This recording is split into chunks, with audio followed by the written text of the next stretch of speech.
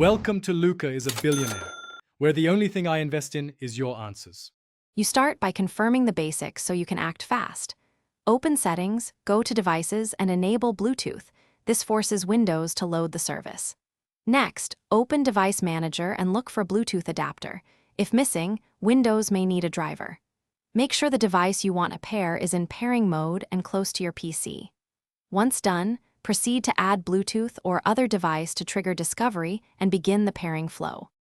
Now you focus on the middle steps that fix most problems: drivers and services. In Device Manager, right-click the adapter and choose Update Driver, or uninstall and scan for hardware changes to force reinstall. Then open Services, restart Bluetooth Support Service, and set its startup type to automatic so Windows loads it at boot. Make sure airplane mode is off.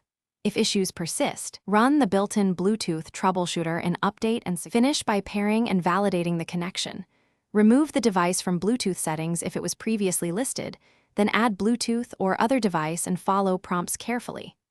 After pairing, test the function you need. Play sound, transfer a file to confirm.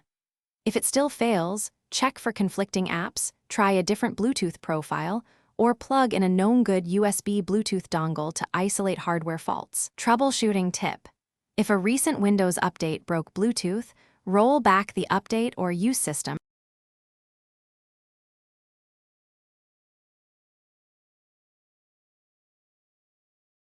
Thanks for watching and please subscribe. It's the best investment you'll ever make.